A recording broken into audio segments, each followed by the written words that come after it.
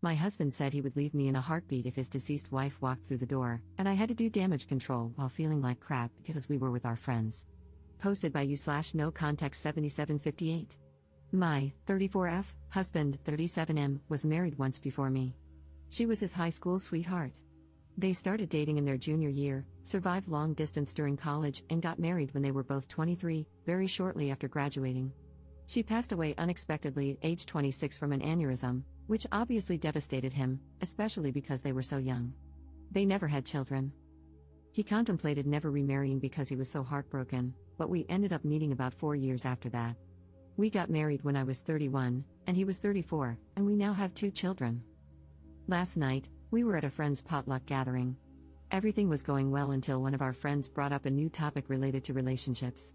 She is newly divorced, so the conversation was about her divorce. Others chimed in with stories about past relationships from high school, college, etc. I mentioned that I never thought I would get married because my luck with men had always been terrible until I met my husband, and I said I felt very lucky to have met him. After a little while, my husband brought up his deceased wife. Everyone knows he was married before me and that she passed away. He was talking about her and then dropped a bomb, saying, if she walked through that front door right now, I'd pick up where we left off. If I'm being honest, it felt like someone put my heart into a blender and punched me in the gut as hard as they could. Everyone in the room could sense the awkwardness that followed. To avoid making a scene, I just laughed it off, even though I think it was still obvious that it hurt me. I just felt that if he still feels that way, then why are we married? I've never asked him to get over his wife. I have never experienced the loss of a spouse or even a partner, so I'm unsure how that feels. But I would never say something like that in front of my new spouse. After the gathering, we left, and I did not speak to him the entire car ride home or much the entire night. I did tell him that what he said hurt my feelings deeply and that we could talk in the morning once I had calmed down because I didn't want to say something mean to him. I ended up sleeping on the couch because he wouldn't leave me alone. It's now the next morning, and I barely slept. He is still sleeping. I'm not really sure what to say or what he will say. Relevant comments. Commenter. It's one thing to acknowledge a deceased partner and know that if they were alive, you wouldn't be together because you wouldn't have met in that capacity. But he was disrespectful and hurtful on another level. Did he just lob this bomb for no reason? Like, was it a pass the salt? And by the way, I would drop off for my dead wife in a second. I'd be feeling like crap and angry, truly wondering what role I play in this relationship outside of being a bedwarmer. Not the jerk at all. Ops response. He started off by saying that he had never been in a serious relationship until his first wife. He had little relationships in middle school and early high school, but she was the first one he ever felt serious about. Then he said what he said. Everything was fine until he said it. I'm also not opposed to him speaking about her, we've talked about her before. Commenter 2. He probably could have worded it better, but the only reason you're where you are is because she isn't. It's not that he doesn't love you more than anyone on earth, but she is an idea that still seems ideal in his mind. You may also not fully understand the depth of their bond, given how long it lasted. I don't blame you for being a little taken aback, but he's there for you, loves you, and is committed. Isn't that enough? Ops response. Yes, I've acknowledged that the only reason I am together is because she is gone. That is obvious, and anyone with a brain would piece that together quickly. It's just that what he said was mean. He could have kept that to himself.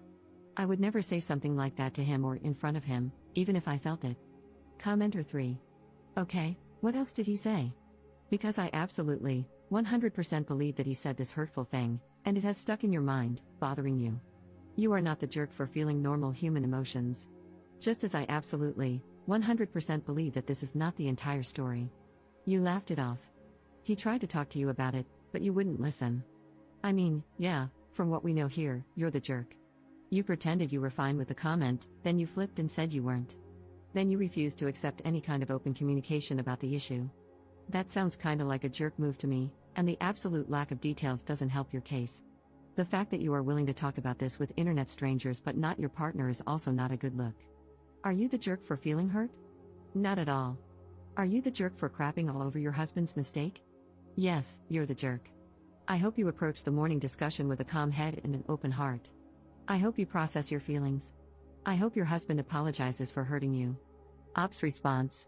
I did not say anything after it happened because I was shocked, hurt, confused, and embarrassed. It came out of left field. I also don't think anyone was convinced I was fine with it because my laugh came out very awkward and dry and everyone kept looking at us. I was also quiet for the rest of the night, I'm a huge chatterbox. I did not speak with him once we returned home because I was not sure how to communicate what I was feeling without saying something I didn't mean, so I kept my mouth shut until I could process my feelings. It's also easier to speak with internet strangers because I'm not married to the people commenting. I'm just venting here. What I say here doesn't matter in my marriage. I provided fewer details because I didn't want this to be too long. Some people prefer when you get straight to the point and only include important details. However, since I'm new to this app, I wasn't sure how much detail was enough, if that makes sense. And lastly, I'm not the jerk for being upset, but I am the jerk for being upset. That's basically what you've implied. If you read some of my other replies, not saying that you need to because there's so much to read here now, I've explained to people that I was patient and understanding of my husband's grief for years. I doubt he would have found a woman so soon after his wife's passing who would have sat around and listened to him bring her up as often as he has. Not everyone is compassionate. Update 11 hours later. I also tried to reply to as many comments as I could, but they were flooding in, and I got a bit overwhelmed. I may still try to read and reply to them, many brought me to joyous and grateful tears. Also, booze was not involved in the sense that he wasn't drunk. My husband is 6 feet 3 inches and almost 250 pounds. He had eaten quite a bit and had one beer. He was practically sober. Anyway, we talked. I asked him to let me go first and not to interrupt. He doesn't usually interrupt anyway. This isn't verbatim, just a rough sketch of how things went. I also included points some of you made, without mentioning that I posted about this, of course. I just want to say that I do not hate you for what you said. I understand where you were coming from. She died, and it was something neither of you saw coming. I could never ask you to get over her or to forget her because I know how much you loved her. She was your first love. I do understand that if she hadn't passed, we likely would not be together, and you two likely would be. I have always understood this. But to say what you said hurt my feelings and embarrassed me. Even though her coming back from the dead is impossible, if it were, you would leave me and the children? It was probably one of the worst things anyone has ever said to me. It is clear your feelings about her are still raw, and it still hurts. I want you to get counseling, and I want couples counseling very, very soon. He then apologized profusely, teared up, and said how he did not mean to hurt me or embarrass me in front of our friends. He basically said that he thought about it before he went to sleep and realized that he should have kept it to himself. I mean, I can't be angry at him for what he thinks. He loved her, and she died. His feelings are also valid here. He also said that he would never leave me and the children and that what he said was just a poorly thought out and poorly worded statement. He wasn't thinking clearly, and when he said it, he immediately felt that maybe it came out wrong. I asked him how he would feel if I said that to him. He said, "Yeah, it's bad. I know. I shouldn't have said it. I wouldn't be happy. I know you aren't happy. I should have apologized in front of everyone as soon as I said it, or not have said it at all."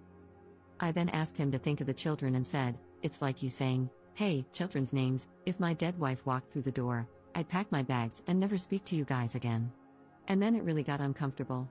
After some silence, I had no idea what to say after that. He asked me if I wanted a divorce. I asked him why he thought I would want a divorce, just to see what he would say. He said he didn't know. I didn't answer his question and instead said that we needed to look into counseling, that he needed to get counseling for himself and that we would go to couples counseling. I told him that if the answer was no, I wasn't interested in moving forward. This isn't 100% about the comment anymore. I need to know if he is willing to make the necessary changes and put in the work to fix what he messed up. Because if he were to dismiss my feelings or refuse counseling, it would mean he doesn't think this is that serious, and that he may not take me seriously. I also said this to him. Some of the comments also suggested that I take the kids elsewhere. I agreed with this because it would be difficult to get through this while also parenting. I have a very young daughter and a toddler son. They are currently with my parents for the weekend, and I'll be getting them Sunday night, so this gives us time to really work on things. He suggested that he sleep on the couch instead of me. I have nowhere else to go. I haven't told my parents because I really want to keep this between me and him as much as possible.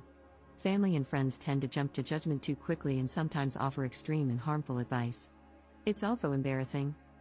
Luckily, we both have very good insurance that will help with counseling. I told him that it seems like whatever counseling he got after her death wasn't enough, and that he wasn't consistent with it like he should have been. With trauma like that, I personally would have been in counseling for years before even considering remarriage. He agreed. He was only in it for about a year and then stopped once he moved away from his hometown. He never got back into it. He also agreed to individual and couples counseling.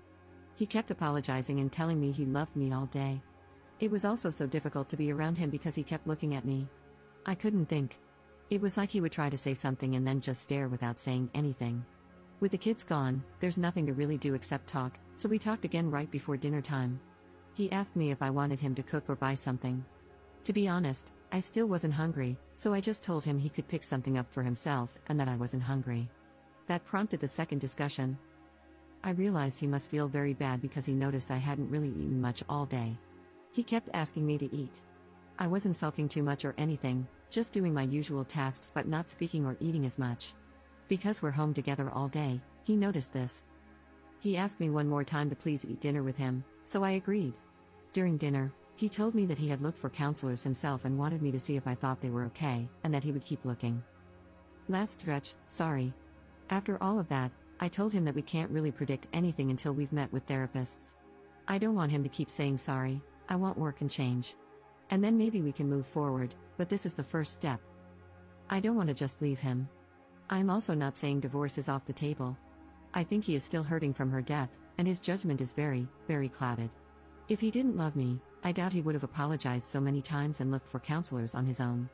A man who doesn't love me probably would have made me look or rejected going altogether. Many people were suggesting otherwise, but I do not think he doesn't love me. I thought about this myself, cried about it, thought of my children, and cried more.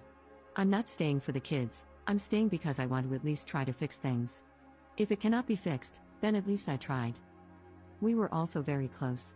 Some people were asking how close we were prior to marriage, maybe as a way to gauge the difference between the relationship and ours? Maybe to see if he settled? He was always very romantic, caring, and sweet to me. We've never yelled at each other. When we first started dating, he would plan dates, surprise me, and brag about me to his friends. That's why I am very confused about why he would blurt that out, unless it was just very poor brain-to-mouth coordination. I also told him that I might get a counselor for myself. I don't think I need one, someone suggested it. But I think he needs it more than I do. And because insurance companies are getting worse by the year, 3 counseling bills might be pushing it. I don't know. If I do get one, it's because I don't want to potentially resent him or doubt myself. Some people have been trying to make me doubt myself. Some of the comments were very nasty to me. I appreciate Reddit hiding comments with many downvotes, as they may be mean, but I couldn't help but click. Some of you are very mean and very nasty individuals, and I hope you find happiness one day. There could be another update in the future. I'm not opposed to making one. Thank you all for your kind words and support. I've also responded to everyone who texted me, everyone at the potluck who has my number. 3 people, there were 9 people there, not including us. They've all basically said the same thing, they can't believe he said that, they feel bad for me, they asked if everything is okay, and they said what he said was not okay, etc. He showed me some of the texts between him and his friends, and some made me cry with how kind they were towards me, basically telling him that he wasn't necessarily wrong for thinking that, but he was wrong for saying it. I told him I loved him as well, and I have never not loved him, even for a second. I said that I wasn't angry with him and didn't want him to, I guess, suffer for what he said. But I was just hurt and needed him to know that it did hurt me, and for him to respond how he saw fit, and we'd go from there. That's all for now. I could possibly answer more questions here if you have any. I try to answer some of the more frequently asked ones that I saw. Again, sorry for this being so lengthy. Have a nice weekend, everyone, and thank you again. Relevant comments. Commenter. My 2 cents, constantly telling you how sorry he is does not prove that he loves you. It proves that he realizes he messed up big time and is afraid of losing what he has. He might consider your marriage a comfortable space and your family life a convenience. I'm not saying this has to be the case, maybe he really loves you, but what I am saying is this, just being sorry is not proof of love, it's proof that he is afraid of losing something. Counseling is the way to go, good luck. Ops response. This is what I've been thinking, actions speak louder than words. Some people are upset that I want him to put in the work for whatever reason. I doubt many of these people are married, divorce is not like breaking up. It's a huge deal. We have built a life together. Him showing me that he loves me would mean going to therapy to help himself, because that would make him better in our marriage. It's clear he hasn't healed enough to be present for me, and that is unfair, his own recent words.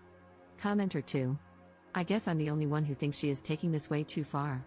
He apologized and admitted that it was a half-formed thought that didn't come out right. He didn't seem to make excuses, just explained why he said it.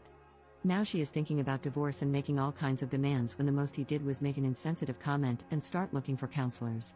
You people need to stop telling her that she handled this perfectly because she didn't. She is pouting at home when she should have just accepted his apology and moved on. Being jealous of the dead wife is dumb. Op's response: no, you're not the only one. But that's okay. No one in their right mind is jealous of someone buried in the ground. If I were jealous of her, I would have asked him to never speak of her with me. Whenever he spoke of her, I never shut it down. That would have been cruel. I was a safe space for him to speak, and the only demand I made was for him to go to counseling.